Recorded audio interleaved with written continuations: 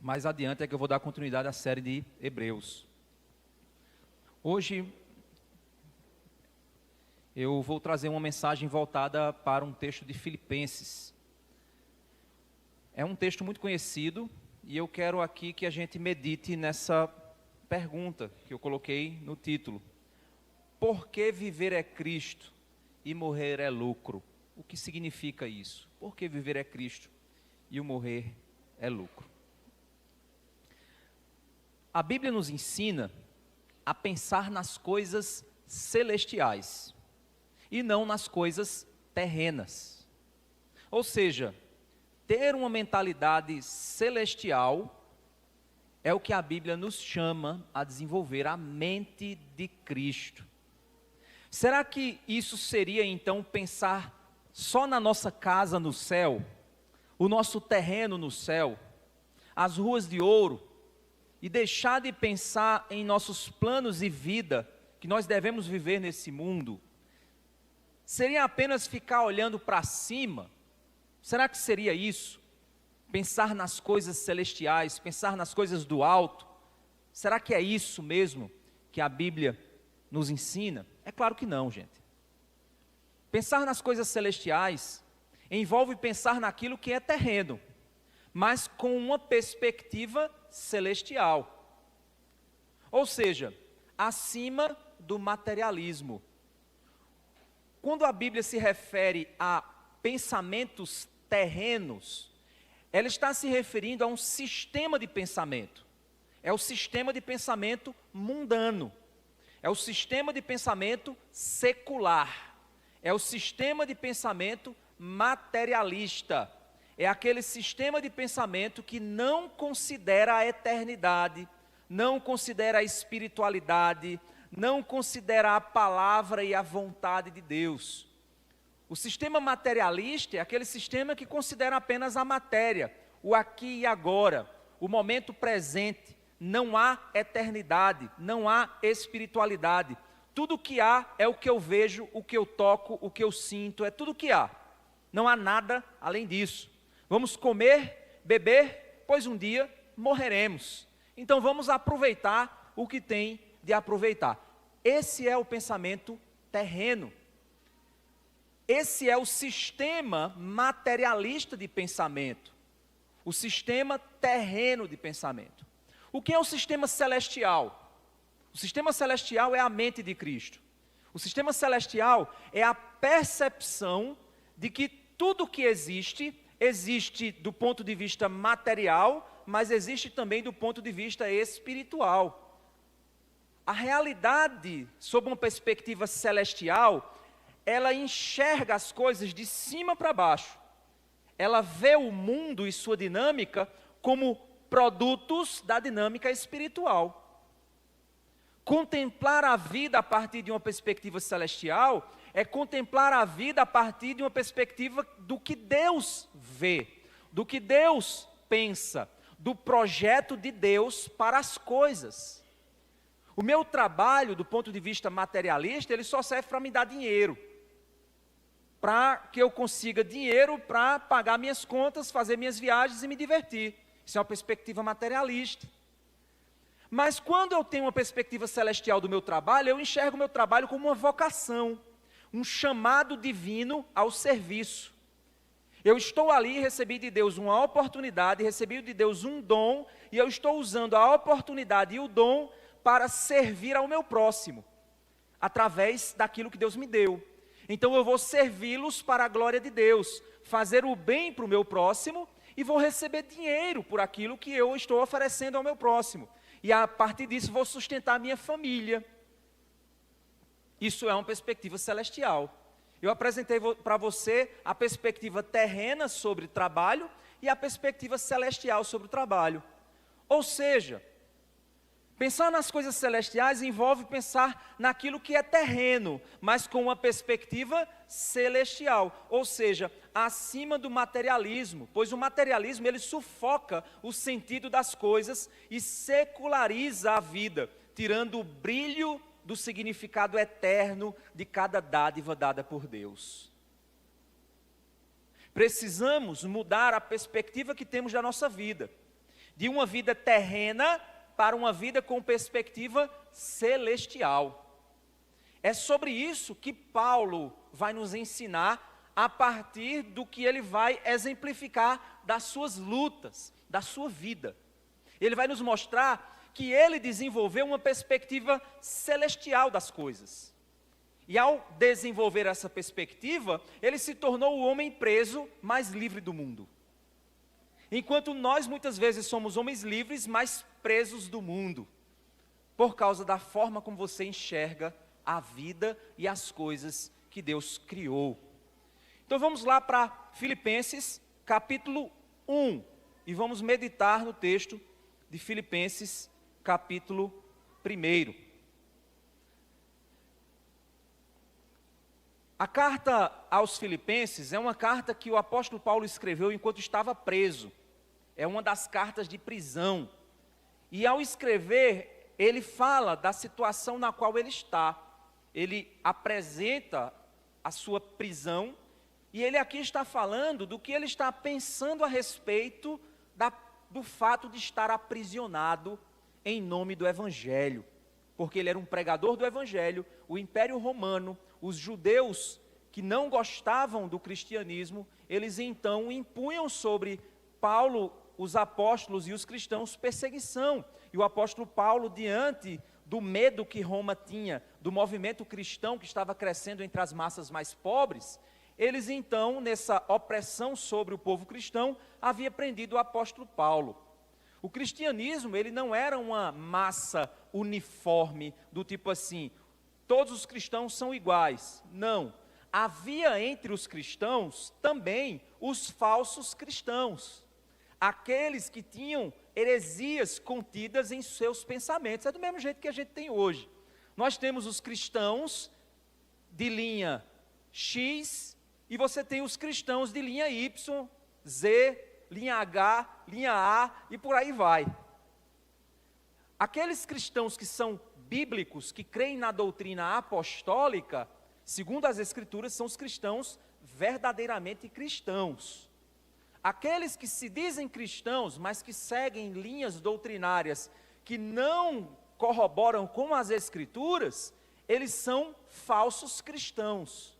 Acontecia a mesma dinâmica com o apóstolo Paulo. Então existiam os falsos apóstolos, que eram aqueles apóstolos que se diziam apóstolos de Cristo, mas que pregavam heresias. E Paulo diz que eram heresias destruidoras, que nasceram na própria mente de Satanás. Eram heresias que enganavam, que aprisionavam. E Paulo estava naquele contexto. Então, no momento em que Paulo foi preso, a gente poderia dizer que todos os cristãos, em uníssono, em uma só voz, todos os cristãos se uniram, clamando e dizendo, oh, que pena que Paulo foi preso. Não. Uma parte dos cristãos que foram de fato doutrinados pelo apóstolo Paulo e que acreditavam na doutrina apostólica, eles clamavam, eles choravam, eles se entristeciam pela prisão de Paulo, achavam aquilo uma maldade. Mas haviam grupos cristãos que diziam, aquele cara, aquilo ali é um radical cristão, aquele ali é um conservador cristão, aquele ali ele é um fundamentalista, bem feito, ele está preso, ele acha que Jesus é isso? Jesus é amor, Jesus é beleza, é lindeza, Jesus é só misericórdia, Jesus é aquele cara, aquele tal daquele Paulo, aquele é um radical. Primeiro, nem sabe falar direito. Segundo, é um cara radical que acha que só ele tem a doutrina certa. Mas todos os caminhos levam a Deus. Não importa, a tradição ela pode ser acrescentada à Bíblia, mesmo que contradiga ela. É mais ou menos, irmãos, o que acontece hoje em dia. Se você quiser ser um cristão bíblico, seguir as Escrituras sagradas, você vai ser taxado de radical, de fundamentalista, de conservador, de alguma coisa que eles vão achar que é um tipo de crítica, de xingamento. E Paulo estava preso. E diante disso, então, no capítulo 1, no verso 12, o apóstolo então nos diz o seguinte, no verso 12, capítulo 1 de Filipenses. Quero ainda, irmãos, que saibam que as coisas que me aconteceram, isso ele está se referindo à prisão, ele foi espancado e preso. As coisas que me aconteceram têm até contribuído para o progresso do Evangelho. Olha a primeira afirmação que o apóstolo está fazendo aqui. Paulo está afirmando que tudo o que tem acontecido com ele em relação à sua prisão e seu sofrimento, na realidade tem contribuído para o progresso do Evangelho. O Evangelho está avançando por causa da prisão de Paulo. O Evangelho está avançando por causa do sofrimento de Paulo. O Evangelho está avançando por causa da condição na qual Paulo estava. Na realidade, o que Paulo está dizendo aqui ecoa Romanos 8, 28. Ele acredita que todas as coisas cooperam para o bem daqueles que buscam a Deus. Então, de alguma forma, Paulo está entendendo que isso coopera para o seu bem. Aí você pode parar para pensar e dizer, não, peraí, tem uma coisa que não faz sentido. Como é que o meu bem é o progresso do Evangelho? Não, peraí, o meu bem é eu ter casa, ter carro, ter saúde, ter dinheiro, ter liberdade, ter tudo isso. Isso é o meu bem. Isso é o meu progresso. O progresso do Evangelho é outra coisa. É a igreja crescendo, é a vida, a igreja prosperando, as evangelizações mundiais. Isso é o progresso do Evangelho. Não tem nada a ver o progresso do Evangelho com minha vida. Todas as coisas cooperam para o bem daqueles que amam a Deus. Tudo bem, pastor. Coopera para o bem. Eu entendo que nem sempre o bem que eu acho que é bem é de fato o bem que Deus quer para mim. Eu entendo isso, eu aceito isso. Às vezes tem coisas que eu não entendo, que doem, que me angustiam, mas eu entendo que aos olhos de Deus, Ele é soberano, Ele é grande, Ele é imenso, Ele é infinito, Ele é sábio, Ele é onisciente, Ele é onipresente, Ele é onipotente. Então, diante disso, eu entendo e aceito que nem sempre aquilo que eu não acho que é bem, é sempre bem de Deus. Eu entendo isso, Romanos 8 nos ensina isso. Tudo bem. Mas, como assim que o bem, que se coopera para o meu bem, que é a vontade de Deus para a minha vida, pode se equiparar ao progresso do Evangelho? O progresso do Evangelho é coisa de igreja. O progresso da minha vida é minha coisa. Aí é que está. Nas Escrituras Sagradas não existe essa divisão. Sabe por que você tem essa divisão na sua cabeça? Porque para você, igreja é uma das coisas que você faz na sua vida. Você trabalha, você estuda, você viaja, você tem sua casa. A igreja é mais uma das esferas que giram em torno dos seus propósitos. Mas a Bíblia não diz isso. A Bíblia nos ensina que a igreja é a reunião dos santos. É a celebração e comunhão de um povo que se une para celebrar, que se une para se fortalecer, para ao término da comunhão e do fortalecimento e do culto, eles possam se separar de novo para ser sal e luz no mundo. É isso que é a igreja. Então, quando o evangelho progride em uma nação, é sinal de que eu sou cada vez mais sal e luz. Cada vez mais a minha vida manifesta a glória de Deus. Isso é o progresso do Evangelho. Sabe quando é que o Evangelho está progredindo na sua vida? Quanto mais as pessoas veem Cristo em você. E quanto mais as pessoas veem Cristo em você, é sinal de que você está caminhando dentro do propósito de Deus. E aí vem a grande questão. Se o propósito de Deus for o meu sofrimento, para, através do meu sofrimento, produzir glória para Ele, se esse for o propósito de Deus para sua glória, é que eu sofra, como isso vai produzir bem para mim? Como é que o progresso do Evangelho, através da minha dor, vai produzir algo de bom em mim?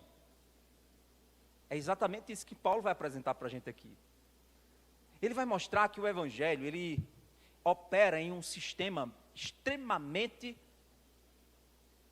diferente daquilo que o mundo entende, que a nossa carne aceita.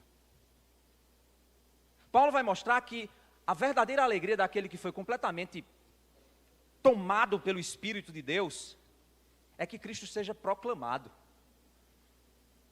Eu vou lançar para você um pensamento e você precisa fazer essa reflexão de maneira muito cautelosa. Cristo existe, morreu, ressuscitou para produzir glória para Deus.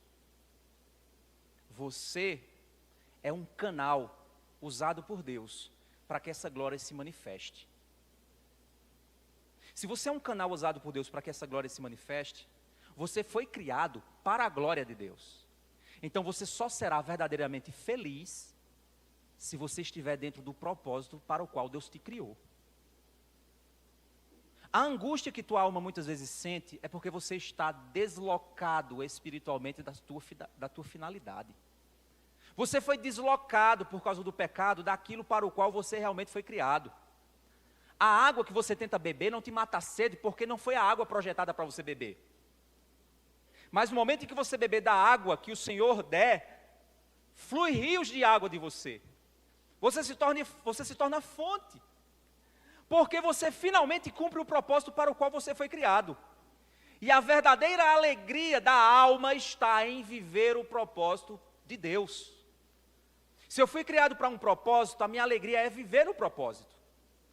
Mas sabe por que você, muitas vezes você, não pensamos assim? Sabe por quê? Porque a gente acha que Deus existe para me servir. Primeiro, eu acho que o bem é o meu plano. Ser feliz é o meu padrão. Eu traço um padrão de felicidade, eu defino o que é felicidade, eu creio que felicidade é aquilo que eu acho. Então, se felicidade é o padrão que eu defini, eu só serei feliz se eu alcançar o padrão e a vontade que eu tenho. E aí, onde é que Cristo entra nessa equação? Ele é aquele que me dá tudo o que é necessário para eu alcançar o padrão que eu mesmo criei. Ou seja, Deus serve ao meu propósito. Eu quero ser feliz. E felicidade é o que eu defini. Então, Jesus morreu em uma cruz, derramou seu sangue para realizar o meu propósito. Então, se Deus me der o que eu quero, eu serei feliz. Então, eu oro pela minha vontade, assim na terra como no céu. Eu busco a minha vontade, assim na terra como no céu. Eu quero que Deus faça a minha vontade. Aí Deus vem e me mostra o plano dele. O plano dele é esse do lado de cá. Aí eu olho para aquele plano e digo, não, esse plano jamais me trará felicidade. Esse plano de Deus jamais me dará alegria. Eu duvido. Aí Deus diz, espera aí, entre o meu plano e o teu, você acha que o seu é melhor? Deixa eu dizer uma coisa para você, eu te comprei com o meu sangue. Então todas as coisas que eu permitir que aconteçam em sua vida, vão cooperar para o seu bem. E o seu bem não é seu plano, o seu bem é o meu plano. E aí Deus vai rasgando a gente, arrancando pedacinho a pedacinho daquelas crecas feridentas da nossa vontade. E Ele vai rasgando e arrancando, e vai rasgando e arrancando, e vai doendo, e a gente vai chorando, e a gente vai se revoltando. A gente tenta encontrar um culpado. A gente tenta encontrar, o culpado é o pastor, que ele não faz o que eu quero. O culpado é o pastor que falou aquele negócio que me machucou. Pisa no meu pé para eu sair da igreja, vou para outra igreja, que essa igreja é muito legalista. Não, o problema é meu marido. Se meu marido fosse mais carinhoso... Não, eu estou infeliz porque o meu problema é porque o meu trabalho é uma miséria, meu trabalho. Eu quero arrumar outro emprego. Ah, o meu problema é porque eu não tenho dinheiro. Se eu tivesse dinheiro, era melhor. Então a gente fica tentando encontrar culpados. Culpados e mais culpados. Mas na realidade, se você é servo de Deus, Deus está arrancando e rasgando cada pedacinho daquele velho homem que está dentro de você. Daquela carne podre que está morta, e Ele vai arrancando e vai doendo, Ele vai arrancando e vai doendo, Ele vai arrancando e vai doendo. Se você já participou de um processo de esfoliação, eu nunca participei, mas o pessoal da área de queimados, né, no trauma, alguns irmãos aqui conhecem, já devem ter visto. Quando a pele queima, para que haja cura, é necessário haver raspagem daquela pele velha e que está apodrecida e que está inflamada. E é um processo horrível. Pergunta aí aos irmãos enfermeiros que já viram essa experiência. É um processo horrível. Mas é necessário. Porque aquela carne podre apodrece as outras que estão boas. E se não for tratado, você morre. O seu corpo não suporta. A infecção vai tomar conta do organismo inteiro. Então, meu irmão, você está sendo raspado para que aquela carne velha, do velho homem que há em você, seja retirada. Vai doer. Deus vai frustrar teus sonhos. Deus vai te mostrar quem tu és. Deus vai trazer gente problemática para você. Não é que essa pessoa problemática, ela não tem culpa do pecado dela. Ela tem culpa do pecado dela. Mas Deus está permitindo que o pecado dela te afete para também tratar em você o perdão, a paciência. Você entendeu a definição de progresso do Evangelho? Espero que tenha entendido. Porque Deus vai fazer que sua vida progrida no Evangelho. Ah, eu não aceito. Então vá para outra igreja ou então procura outro Evangelho. Porque o Evangelho das Escrituras nos revela que se nós pertencemos a Deus, não há mais vontade própria em mim. Não vivo mais eu, mas Cristo vive em mim. Então, se ajoelha e diz: Senhor, faz em mim a tua vontade. Olha para o teu passado. Olha para as coisas que Deus já arrancou de você. Olha para as coisas que Deus já te frustrou. Eu lembro quando eu entreguei minha vida a Cristo, meu amigo, eu parecia um pavão. Eu achava que eu era o todo-poderoso, eu era o cara mais sábio, mais inteligente, mais poderado, blá, blá. Aí Deus foi pá, quebrando. São 20 anos de Deus me quebrando e eu ainda me acho um pavão. Meu amigo tem tanta pena para ser arrancado ainda, e eu acho que ele vai arrancar. No dia que ele arrancar a última, aí ele vai dizer: pronto, servo meu, vem-se embora. Terminei o que eu tinha que fazer. Então Deus vai te quebrar, meu irmão. Deus vai te quebrar. Vai doer. Ah, eu fui para aquela igreja, o pastor veio com uma mensagem só para me entristecer. Não, eu quero trazer felicidade. Sabe por quê? Porque é exatamente isso que Paulo vai falar aqui. Porque o texto está nos dizendo que Paulo, ele primeiro lança uma premissa. A premissa é: a minha prisão está trazendo progresso para o Evangelho. Espera aí, não deveria ser o contrário? Paulo deveria estar sendo convidado para as maiores conferências. Paulo deveria estar sendo convidado para ser pregador internacional. Paulo deveria estar sentado do lado do presidente. Paulo deveria estar... Não deveria ser assim, como é que pode? Progresso do Evangelho, meu amigo, é multidões em torno de um pregador. Progresso do Evangelho, meu irmão, é um pregador sentado nas cadeiras mais influentes das nações. Isso é progresso do Evangelho. Paulo está dizendo: não. Progresso do Evangelho é estar preso por causa do Evangelho, cumprindo o propósito do Evangelho de prender Paulo. Porque para rasgar a carne de Paulo, o Evangelho levou ele para a cadeia para fazer isso. Você está disposto a ser levado para onde Deus quiser te levar, para que ocorra progresso do Evangelho na sua vida? Essa pergunta que eu estou fazendo é para você mesmo que está olhando aqui, todo mundo aqui. Eu não vou conseguir olhar para todo mundo, mas para você mesmo. Eu estou fazendo essa pergunta para você. Eu fiz essa pergunta para mim quando eu estava preparando essa mensagem. Estou fazendo agora para você. Você está disposto a ser levado a qualquer lugar para que o Evangelho progrida? A sua resposta define se você é crente. Você sabia disso? Não, eu não quero, eu tenho medo. O quê? Para com isso. Se você ainda está com medo, é porque você ainda não entendeu o que é o Evangelho. Talvez você não aceitou o Evangelho.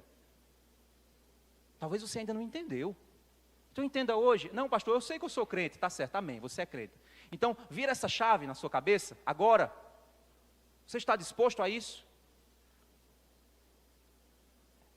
É por causa do Evangelho água com açúcar que se prega hoje nas igrejas, que os crentes... Ai, está chovendo, não vou para a igreja não. É por causa desse Evangelho água com açúcar. Ai, não, eu preciso pensar na minha saúde mental. eu não vou para o ensaio hoje não, porque eu preciso pensar na minha saúde mental. Eu vou entrar num burnout. E a obra de Deus precisando de ajuda. E eu preocupado com o meu burnout. Os irmãos sabem que eu já tive esgotamento, né? Mas nem por causa disso a gente santifica o fato de nós nos desgastarmos pelo Evangelho. Não, você tem que se gastar com responsabilidade. Eu fui irresponsável, me gastei irresponsavelmente. E aprendi a duras penas que eu não devo fazer assim, porque eu não sou Jesus. Eu sou homem, limitado. Deus não me chamou para ser ilimitado, Ele me chamou para ser limitado. Aí o Deus ilimitado usa uma pessoa limitada para fazer coisas ilimitadas. E continua nos lembrando que nós somos limitados. Eu aprendi isso a duras penas, aprendi isso adoecendo. Então você vai se gastar sim, meu amigo. Não queira entrar no evangelho para ficar tomando água de coco. Que não existe esse evangelho. Não existe esse evangelho. O evangelho só vai progredir em cadeias. O evangelho na sua vida só vai progredir em cadeias. Deus vai te pôr em cadeias para que o evangelho progrida. Então, se há conforto, não há progresso.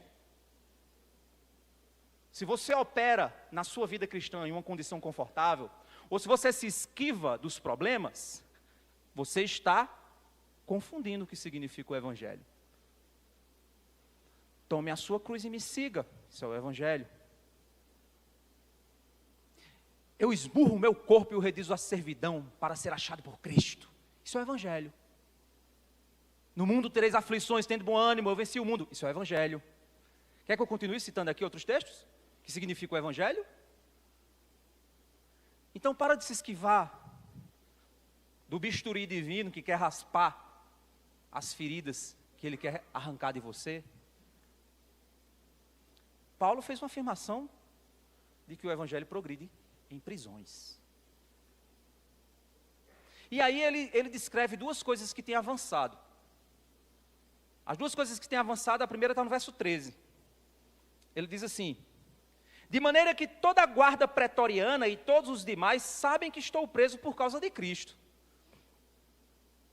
Toda a guarda pretoriana, gente, eram centenas de soldados que faziam escala para ficar tomando conta de Paulo. O cara estava lá à escala para tomar conta de Paulo. Então toda a guarda pretoriana, ou seja, a guarda inteira que cuidava do pretório, ela também estava na escala dos seguranças que cuidavam para que Paulo não fugisse. Toda a guarda pretoriana, ou seja, a escala completou e já deve ter rodado várias vezes. Então, quando Paulo olhava para um guardinha novo, que estava lá na porta da prisão, ele dizia: ei bicho, tu sabe o que é Jesus? Sabe por que eu estou aqui? Você está aqui porque você é um criminoso, você é um contra César. Não, César. Você sabe quem é César? Vou dizer para você, por que eu estou preso? Eu não estou preso porque eu estou desfazendo de César, não. Eu estou preso porque eu estou dizendo que existe alguém maior do que César. Esse alguém é Jesus. Jesus? E ele está onde? Ele morreu. Ah, se ele morreu, então não. Não, mas ele ressuscitou. Como assim? Deixa eu te falar do Evangelho. Ele repetiu esse processo para toda a guarda pretoriana. Ele nunca teria a oportunidade de pregar para uma guarda inteira se não houvesse a prisão. Então ele disse: o evangelho está progredindo porque eu tive a oportunidade. Meu irmão, você vê que nas suas dores existem oportunidades de pregar o evangelho? Você consegue perceber isso? Ou você fica só contando seus botões e chorando? Ai, que minha dor é terrível. Ai, que não devia ser assim. Ai, meu amigo, no lugar de você ficar chorando e olhando para si mesmo e fazer igual aquele, eu acho que era o urso, né, do Pica-Pau, que dizia assim: ó céus, ó vida, né? Não sei se era o urso ou era outro desenho, confundindo agora na cabeça. Faz só 2 anos que eu assisti isso. Ó céus, ó vida, meu problema, mas você só centrado no seu problema? Ou você diz: Deus me trouxe um problema, agora é a oportunidade há de eu pregar o evangelho. Vou pregar o evangelho. Paulo fez isso, o evangelho está avançando. Paulo, coitado de você, cara, está preso. Não, coitado de mim não, cara, o evangelho está avançando. Peraí, como assim? Como assim, Paulo? Você está feliz, mesmo estando preso? Estou, porque a minha alegria não é a liberdade. A minha alegria é o progresso do Evangelho. Aí ele continua, segunda coisa, verso 14. E os irmãos, em sua maioria, estimulados no Senhor por minhas algemas, ousam falar a palavra com mais coragem. Meu amigo, o testemunho de Paulo estava dando coragem para o povo. O povo estava dizendo, a gente vai até para a morte agora. Está vendo? Paulo é um exemplo de força, é um exemplo de fé, é um exemplo de coragem. Vamos avançar, porque Deus está com Paulo, estará conosco também. E Paulo está aqui dizendo, o meu testemunho, as minhas dores, o meu sofrimento está incentivando outros a também pregarem o Evangelho. Você vê aqui algum tipo de motivo que volta-se para o seu próprio ego? Algum tipo de motivo que volta-se para o seu próprio conforto? Algum tipo de motivo de alegria que volta-se para os seus próprios planos? Não. Não há. O quanto te alegra um batismo aqui na igreja? O quanto te alegra isso? O quanto te alegra saber que a missão da igreja tem se ampliado? O quanto isso te alegra? O quanto te alegra saber que tua família está caminhando com Cristo? Essa é a alegria. O progresso do Evangelho.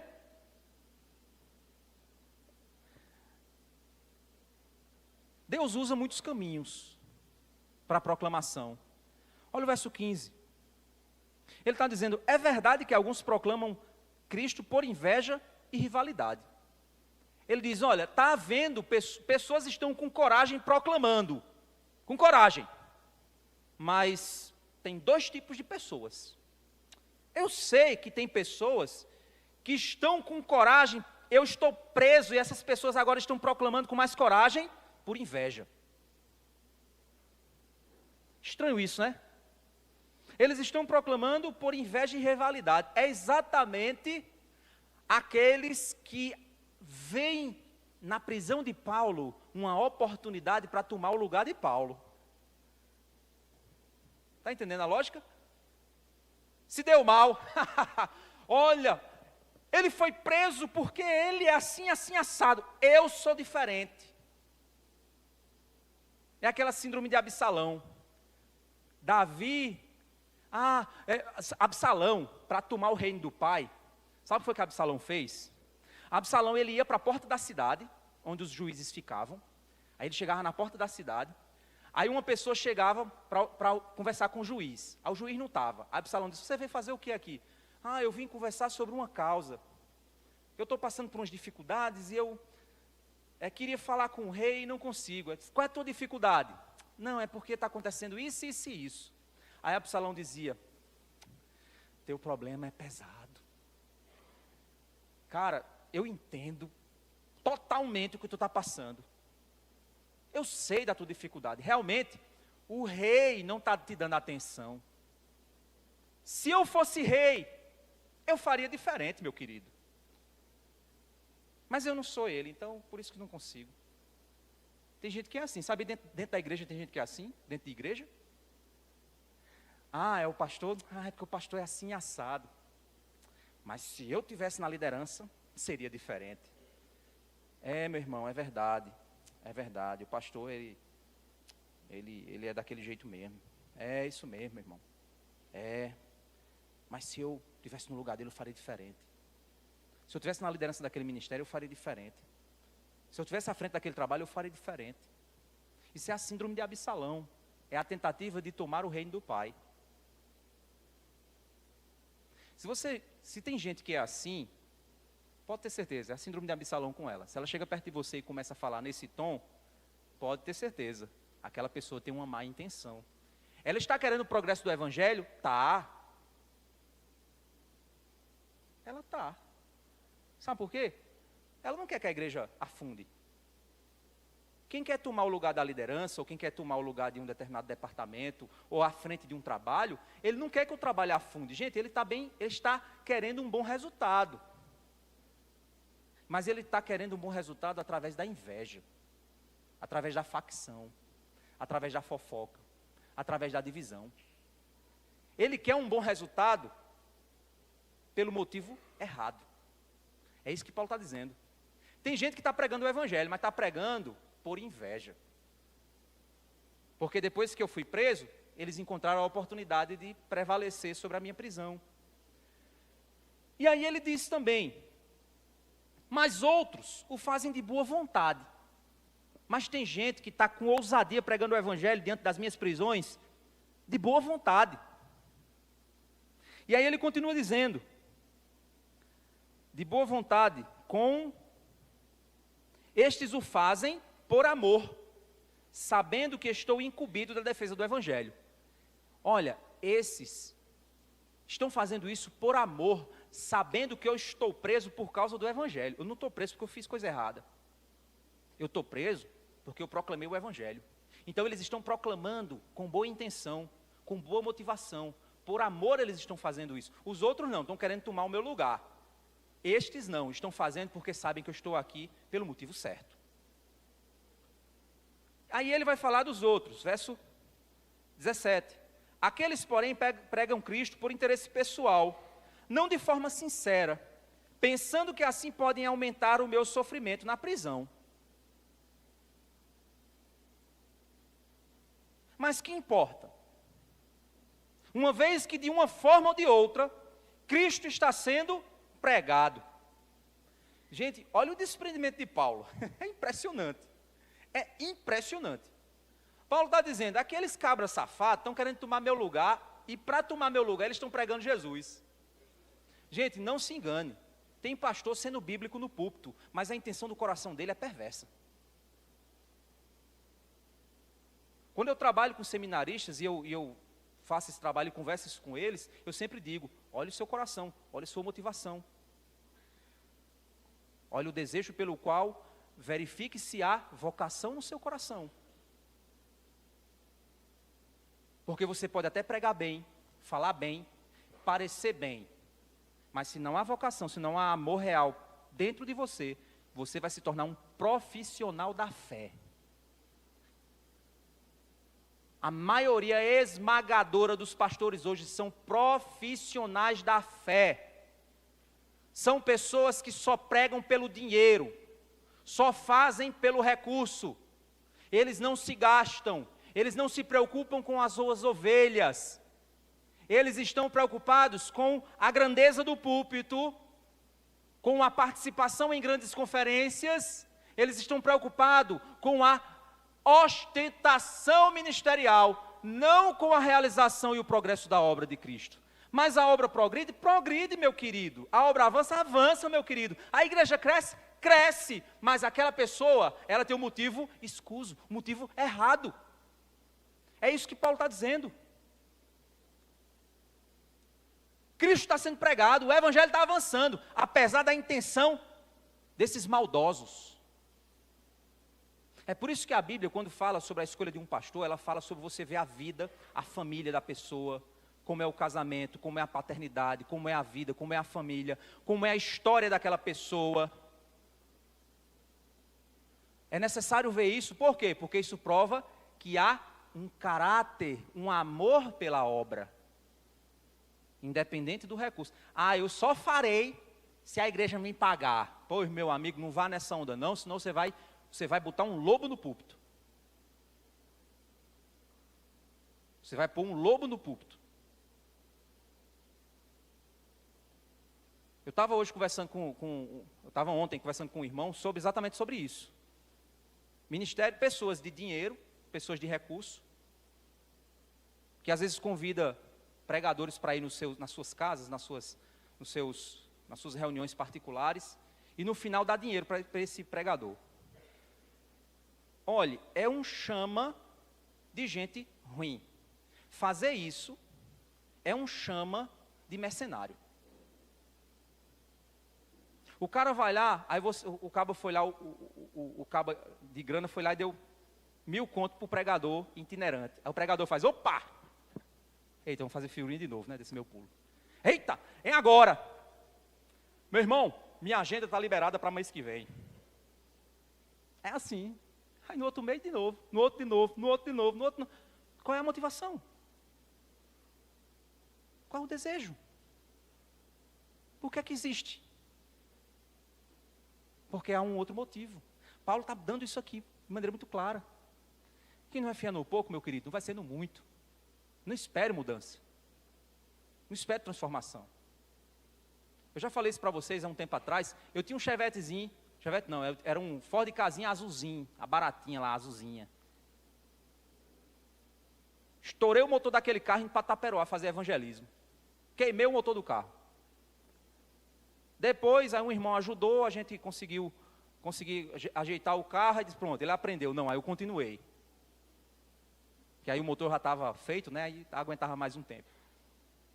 Aconteceu que eu mudei de direção, Deus me levou para a engenharia, fui. Aí uma vez, voltando para Campina Grande, estava com um carro melhor, mais alto do que esse aí, melhor. Tinha comprado, né, o engenheiro, o gerente e tal, comprei meu... A pessoa chegou, aí voltei a fazer as viagens para o interior, com aquele carro. Aí a pessoa chegou e fez, meu irmão, um carro desse aí o cabo vai mesmo. Quando eu comprar um desse também eu vou. Eu digo, não, meu irmão, você não vai. Não sei nem se o irmão ainda lembra disso, e ainda está com raiva de mim. Se você não vai, não. Porque a Bíblia diz que quem não é fiel no pouco, não vai ser fiel no muito. Não espere ter um carro melhor, não espere ter mais tempo, não espere ter mais dinheiro, não espere ter mais casa, não espere ter mais experiência, mais idade para servir a Deus, não. Não é verdade isso. O que serve a Deus não é o teu tempo, não é teu dinheiro, o que serve a Deus é o teu coração. É o motivo que serve. Não espere uma vida melhor para servir a Deus, ofereça o que você tem agora. Faça como a viúva pobre, pegue a moedinha que você tem e dê para Deus. Um pouquinho que você tem, dê para Deus. Às vezes com os irmãos, né, que trazem mensagens, estudos, aí às vezes o irmão está... quando a gente começa a envolver os irmãos nos estudos, aí alguns irmãos chegam e dizem, pastor, eu estou meio nervoso, porque eu não tenho a sua eloquência. Eu digo, que eloquência a minha, hein? Eu falo vrido. Eu não tenho a sua eloquência. Aí eu digo, meu irmão, você está exatamente preparado para isso. Porque você não tem autoconfiança, você vai precisar da confiança do alto. Então, porque tem gente que tem a cabeça tão inchada, o ego tão inchado, que a pessoa ela se acha tanta coisa e ela não é capaz, ela não consegue. Isso é exatamente o oposto do que o Evangelho manda. Então eu prefiro alguém falando vrido aqui em cima, mas com o coração entregue a Deus, do que o cara falando supralapsarianismo, e com o coração longe de Deus. Se a igreja entende isso, a igreja sobrevive por muitos anos. Porque Paulo, a crítica que se tinha a Paulo, em 2 Coríntios, é de que ele não sabia falar. Imagina, você criticar Paulo porque não sabia falar. Pelo amor de Deus, é Paulo, cara. Sim, mas ele não era Apolo. Era Paulo. Inclusive o nome Paulo significa baixinho, né? Alguns apontam que uma das traduções para Paulo é essa, baixinho. Então ele era um cara que não tinha muita aparência. Ele não era um cara com estilo Saul, com 2 metros e não sei o que lá, cabelos loiros e aquela coisa toda imponente. Não, ele não era isso não. E aí o que nós temos então, segundo Paulo, é que há essa motivação. E ele diz, mas que importa? Uma vez que de uma forma ou de outra Cristo está sendo pregado, seja com fingimento, seja com sinceridade, também com isso me alegro. Sim, sempre me alegrarei. A alegria de Paulo é, meu querido, eu quero que o Evangelho progrida. Paulo, é muito importante a gente dizer isso. Eu estava preparando os estudos para isso aqui, lendo alguns comentaristas, e eles fazem essa afirmação de maneira coerente. Paulo não está dizendo que vale tudo pelo progresso do Evangelho. Paulo não está dizendo para você que vale tudo para que a igreja cresça. Faça o que for, meu amigo, contanto que cresça. Não, Paulo não está defendendo isso. Porque muitas outras cartas, Paulo critica o fazer tudo, até fazer o imoral, para alcançar objetivos, dizer que é para a glória de Deus. Não. Paulo está atestando que apesar dos pilantras estarem pregando o Evangelho, a alegria dele não está nos pilantras que pregam o Evangelho, a alegria dele está em ver que o Evangelho está progredindo, apesar dos pilantras. Essa é a alegria dele. O Evangelho avança apesar de quem somos. Isso é humilhante para mim como pastor. Você sabia? Porque o desejo que tem que estar no meu coração é que essa igreja cresça, independente de mim. ou cresça apesar de mim. Que essa igreja progrida apesar de mim. Para você tem que ser o mesmo sentimento. Que o ministério que você faz parte, que ele progrida apesar de você. Que ele progrida independente de você. Se Deus levantar alguém melhor do que você para fazer, adore a Deus e diz: Deus, obrigado, tem alguém melhor do que eu para fazer. Louvado seja Deus. Mas se alegre pelo progresso do Evangelho. Paulo está dizendo, a minha alegria é o progresso do Evangelho. E aí, depois que Paulo, ele fala disso, a gente pode então extrair uma importante lição das nossas lutas, diante disso que Paulo disse. Anote isso aí, não o pessoal da mídia, né? Mas quiser anotar, pode anotar. Olhe, foque no que Deus está fazendo, não nas intenções das pessoas. É isso que traz paz em meio aos conflitos. Não fique olhando para os motivos, para as pessoas, fique olhando o que Deus está fazendo, apesar dos motivos, apesar das pessoas. Se no meio de uma luta sua, alguém está trazendo dor, olhe para o que Deus está fazendo, através dessa dor, através dessa pessoa problemática que você casou. Ninguém bateu assim, né? Espero que não, porque senão, estou entrando de férias, viu? Só depois pode voltar a usar aconselhamento. Então, até lá, tenham paz com todos. Certo?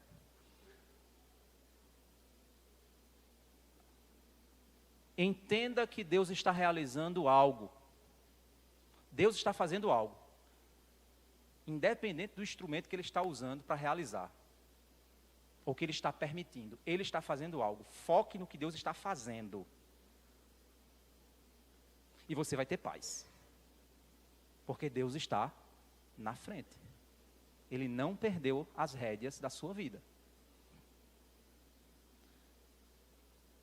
A correta visão, a visão celestial, ela deve ser proveniente de uma convicção pessoal. E Paulo vai apresentar que convicção é essa. Como é que eu desenvolvo isso? Ele vai dizer, olha só. Ele está dizendo no verso 19. Porque estou certo de que, pela súplica de vocês e com a ajuda do Espírito de Jesus Cristo, isso resultará em minha libertação. Ele está dizendo o seguinte, olha, eu estou convicto que se vocês orarem, se Deus quiser, eu saio dessa cadeia. Eu não duvido disso. Primeira coisa que ele diz, eu duvido disso. Aí depois ele continua. Minha ardente expectativa, a palavra que ele usa aqui no grego, gente, é aquela coisa assim de alguém que está sendo consumido completamente por aquela vontade. Aquela vontade mata. Sabe aquela fala, dá-me filho se não morro? É mais ou menos o que está aqui, é o mesmo tom. A minha ardente expectativa, eu sou consumido por isso. Eu perco o ar quando eu penso nisso. Minha ardente expectativa e esperança é que em nada serei envergonhado, mas que com toda ousadia, como sempre, também agora Cristo será engrandecido no meu corpo, quer pela vida, quer pela morte. O envergonhado que ele está dizendo aqui, ele não está falando do bom nome dele, ele está falando do bom nome de Cristo. Ele está dizendo que ele não será envergonhado como servo. Ele não será aquele servo que se envergonha e que o Senhor disse, meu amigo, como é que faz uma coisa dessa? Eu estou com vergonha, Senhor. Não, ele está dizendo que o meu desejo mais profundo é que eu não me envergonhe diante do meu Senhor, porque o meu Senhor tem um propósito, e eu quero cumprir esse propósito, meu Senhor. Eu quero glorificá-lo, e a minha ardente expectativa é que eu irei fazer isso, quer seja vivo, quer seja morto. Não importa para mim se é vida, não importa para mim se é morte, eu quero que no final, o meu Senhor seja exaltado.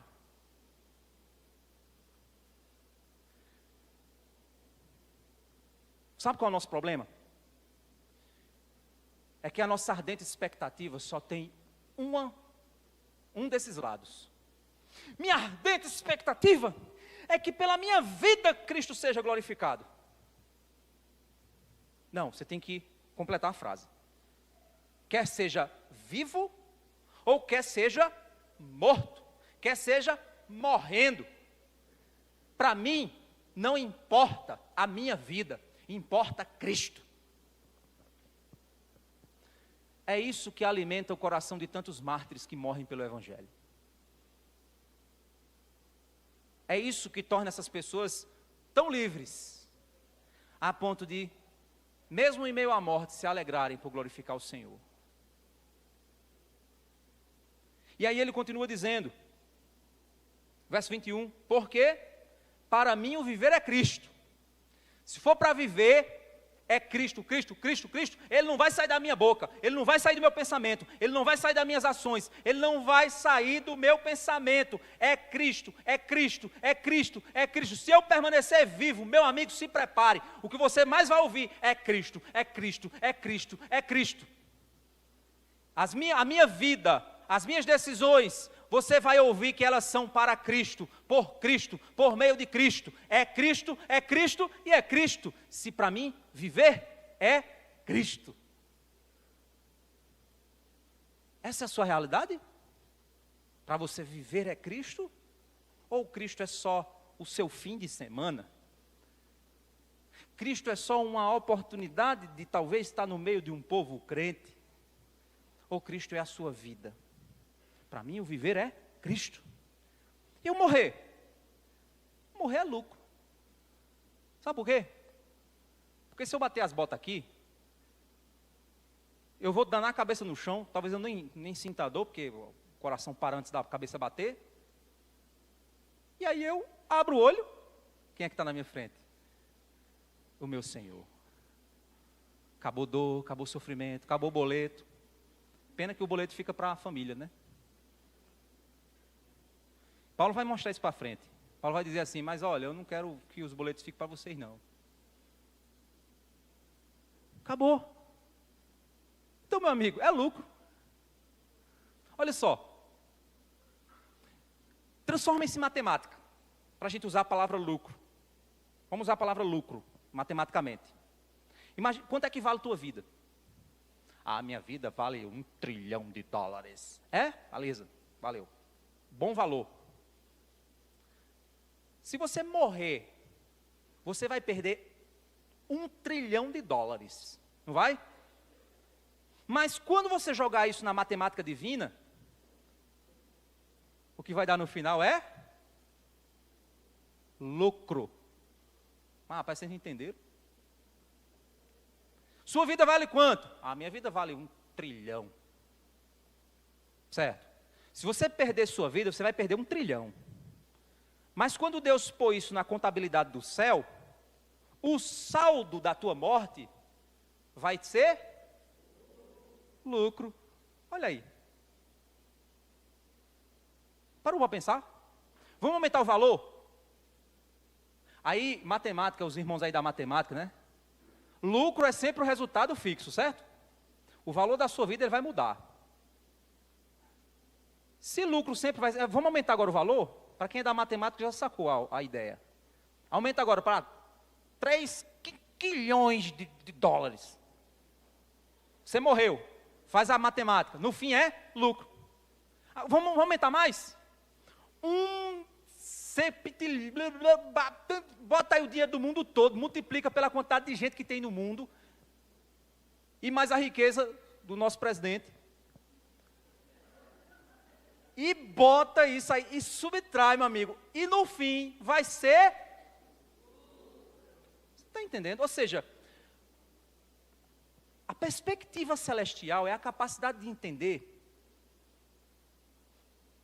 que minha vida, diante do valor de quem Cristo é, e de estar com Cristo, minha vida, ela possui um valor infinitesimal, diante do valor que é estar com Jesus. Não há absolutamente nenhuma riqueza nesse mundo somada, não há absolutamente nada nesse mundo, das coisas mais belas, de tudo que você pegar, juntar tudo num pacote de tesouros, não há absolutamente nada que compre a grandeza de estar com Jesus. Satanás reúne todos os tesouros do mundo, todas as grandezas do mundo, toda coisa do mundo, tudo que o mundo tem para oferecer em toda a história, ele reúne tudo só numa conta do banco e diz assim: negue Cristo e isso é teu. Você vai dizer: não, que eu não sou doido? Não há riqueza nesse mundo, não há vida, não há sonhos, não há planos, não há projetos, não há vontade, não há desejos, não há absolutamente nada que supere o valor de estar com Cristo. Paulo nos deu o segredo. Enquanto você, vou fazer igual a coach agora, não mudar seu mindset, enquanto você não mudar a forma de pensar, eu estava brincando com minha esposa, mindset, muda o mindset. Ela disse: deixa de ser chato. Estava muito chato com ela, chateando ela com essa ideia de mindset. De vez em quando eu chegava, é um esporte divertido de chatear a esposa. É um esporte bom. Mude seu mindset, muda a maneira de pensar, muda a forma de enxergar. Se você conseguir entender que Cristo é tão precioso e tão valioso, você nunca mais, em hipótese alguma, mesmo que você perca tudo, inclusive sua vida, você será tomado por tristeza. Porque a alegria é estar com Cristo. Ele é valioso. E ele continua dizendo: entretanto, se eu continuar vivendo, poderei ainda fazer algum trabalho frutífero. Assim, não sei o que devo escolher. Ele está dizendo: se eu ficar, é para pregar o evangelho. Então o evangelho vai progredir porque eu estou pregando, se eu ficar. Se eu for, vai ser mais lucro porque eu vou estar com Cristo. Mas eu não sei, se eu ficar, eu ajudo o evangelho. Se eu for, o evangelho continua e eu fico com Cristo. Eu não sei o que eu escolho. O que eu devo escolher? Paulo fica em dúvida. Verso 23, estou cercado pelos dois lados, tenho o desejo de partir e estar com Cristo, que é incomparavelmente melhor, mas por causa de vocês é mais necessário que eu continue a viver. E convencido disto, estou certo de que ficarei, permanecerei com todos vocês, para que progridam e tenham alegria na fé. Desse modo, vocês terão mais motivos para se gloriarem em Cristo, por minha causa, pela minha presença de novo no meio de vocês. Paulo então finaliza pensando assim: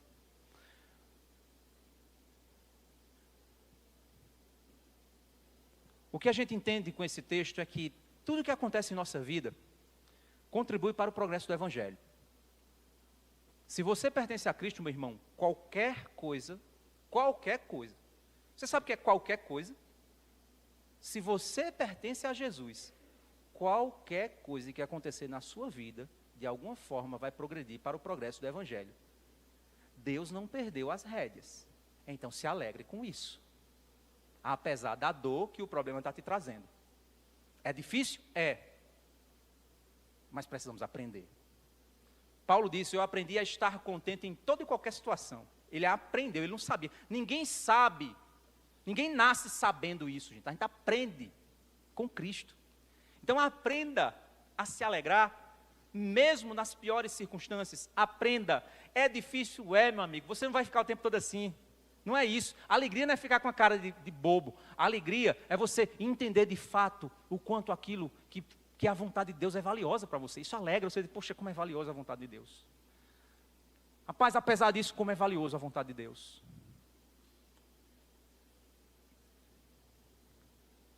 Tudo o que acontece em nossa vida contribui para o progresso do evangelho. Por isso nossa vida deve ser vivida com a perspectiva de viver, de que viver é Cristo e de que morrer é lucro.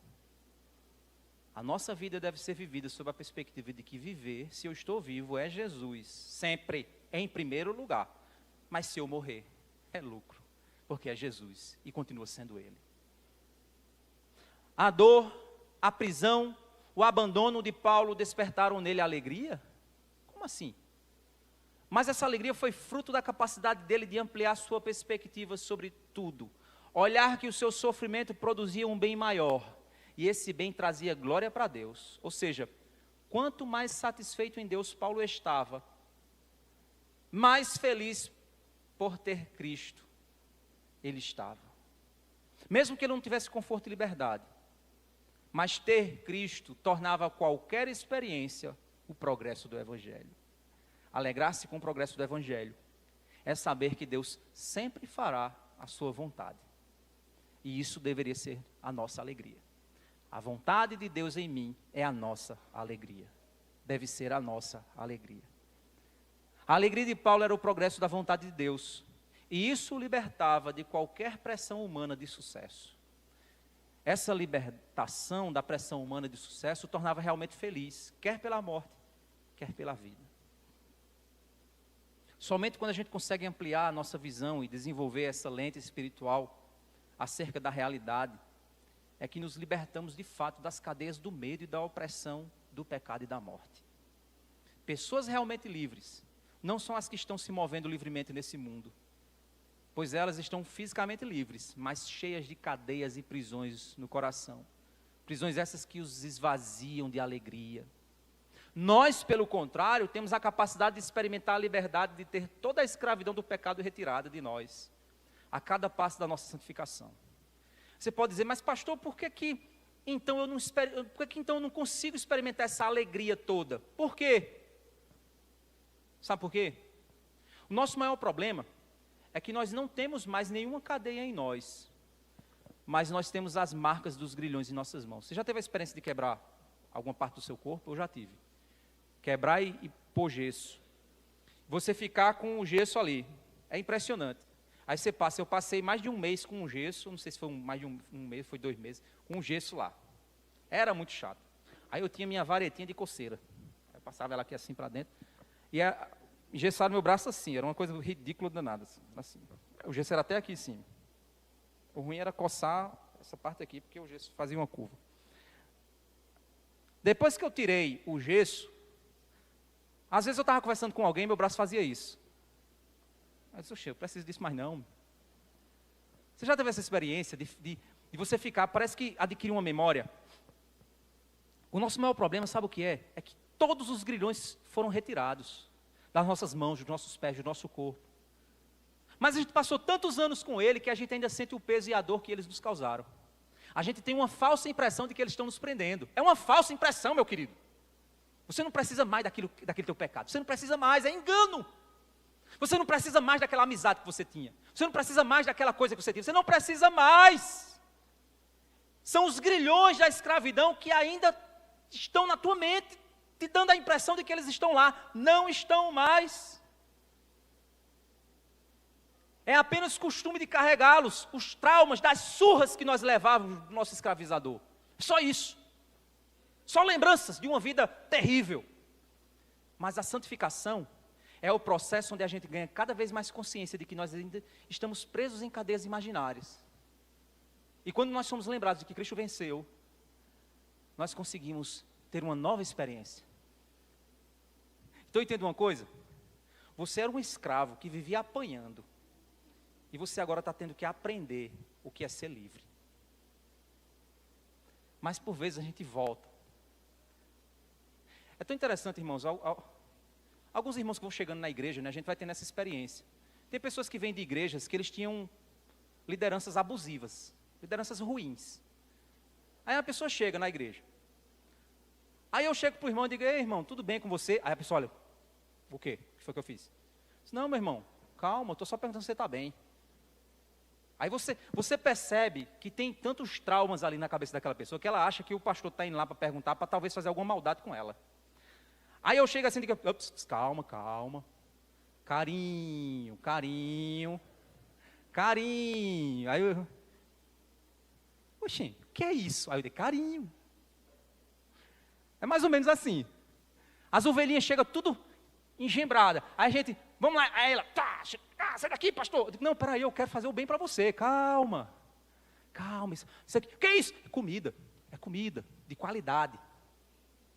Vai comendo, vai se sentindo bem. Se precisar, me chama. Chamo nada. Não me chame. É assim. É a mesma relação que a gente tem com Cristo. A gente vem da religião, aquela religião pesada que nos oprime. Pedindo de nós resultados, senão você não vai para o céu. Aí Cristo vem e diz, está livre. Aí a gente entra para dentro da igreja, a gente quer o quê dentro da igreja? Resultado. Mas peraí, tu está livre, cara. Os resultados, eles vão ser fruto não do teu esforço, eles vão ser fruto da cruz.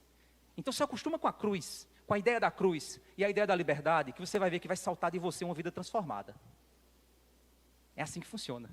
É isso que a graça faz. Ela nos liberta. Seja livre, meu irmão. E se tem alguém aqui que ainda não é livre, talvez você ainda esteja preso pelos grilhões do seu pecado, pelos grilhões da religiosidade. Se você ainda está vivendo isso, meu irmão, deixa eu dizer uma coisa para você, liberte-se. Cristo está aqui para te dar a liberdade. Não importa o que você fez. Não importa quem você é. Não importa como você está agora. Não importa isso. Porque o que Cristo derramou na cruz foi sangue precioso, de um valor imensurável. E não há nada que você fez que não possa ser perdoado pelo sangue do Cordeiro. E você vai ser livre. Tem alguém aqui que quer essa liberdade hoje? Levanta sua mão onde você estiver.